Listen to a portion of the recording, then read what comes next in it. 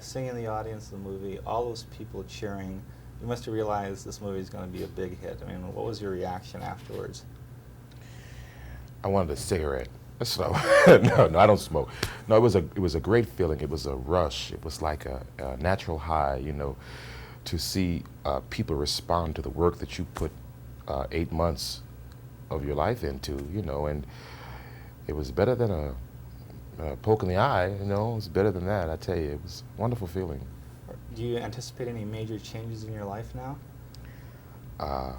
Well, let's say I'm praying for it. No, I don't. I tell you something. Everybody says that. Everybody says, well, you're going to change now. You're going to be different. Your life is going to be different.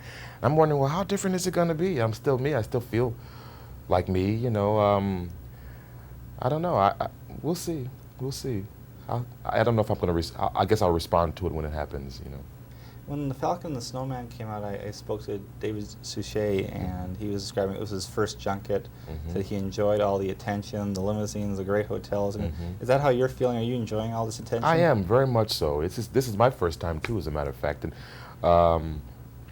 it's exciting, and it's a new experience for me, to have all of this adulation and, joy. It's wonderful. It really is nice. Keep coming. I'd like to talk a little about Crocodile Dundee. I saw that film in Australia about 2 weeks after it opened there.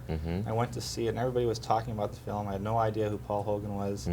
I came back to, I was living in Canada at the time, and people were saying, I was talking to people and said, when this movie comes, it'll probably be playing in art houses, but it's a great movie, you should go see it. When you made that film, did you think it was just kind of an Australian film that no one would see, or did you have any idea that would be a great hit?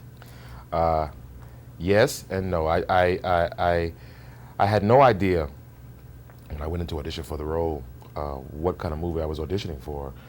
As you said, I had no idea who Paul Hogan was. I didn't even know as a matter of fact, he read with me when I auditioned. I didn't even know who I was reading with, and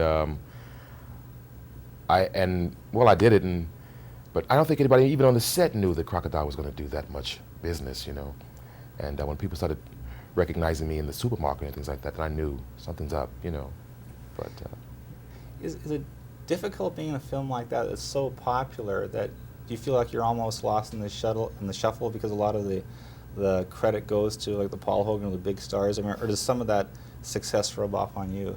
Let's hope it does, I tell you. I don't know. I guess so. I hope so. It would be nice if some of that rubbed off on me, Thank you, Paul.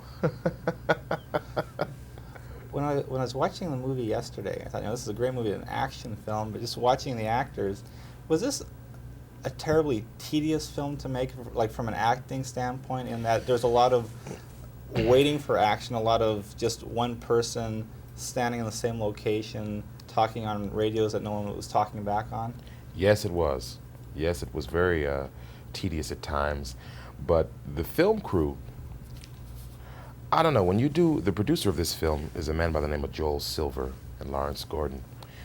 And I found out that when you do a Joel Silver film, it's like a small family. It's like an ensemble feel. A lot of he uses the same people over and over again. So coming on the set, I felt like a new member of the family, So that took away a lot of the tedious atmosphere of the production, the actual production, because everybody was so friendly and telling jokes, and it was very nice. So I got rid of some of the boredom and everything with some of the happy times we had on the set, But yes, it is tedious sometimes.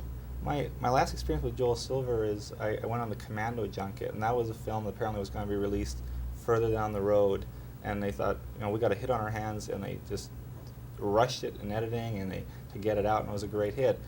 Now, this film is set in Christmas time. I can't help thinking, since it was shooting just a few months ago, I understand, was this film supposed to be released later in the year? Well, you hate when you have a feeling that you have something that could be wonderful. You don't want to rush it, So you take your time and you do it right. So I think that's what they did. I don't exactly know when they had planned to release it, but I'm glad that they are going to release it when they are, because now I know that it's perfect, you see. And so when you see the finished product, you know that you're seeing perfection. So, yeah. You co-star in this film with Bruce Willis, but Yes. actually you don't really. You're talking to each other during the whole film, but you really don't see each other until the end. I mean, do you feel like you co-star with Bruce Willis or a voice on the radio?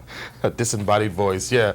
It was a little strange sometimes to not to act with someone who you won't see until the end of the film. You know, it was a little strange, but I don't know.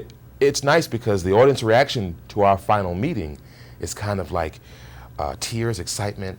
So I'm glad we did it that way because now they'll remember me and they'll remember that scene when we finally meet. You know, but it was interesting, yeah. Could I ask one quick question? Okay, I want to talk. You live in New York, I imagine, still, according to the press notes. Well, it's interesting because I have an apartment in New York and I have an apartment now in California. I think I'm gonna have to sublet my apartment in New York because a lot of interests are out in California now, and it's also very expensive. So I gotta give up my apartment in Brooklyn. Isn't that something?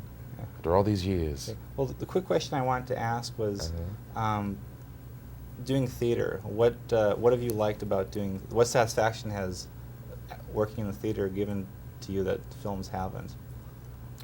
The spontaneity, the immediate reaction from the audience of something that you do or done.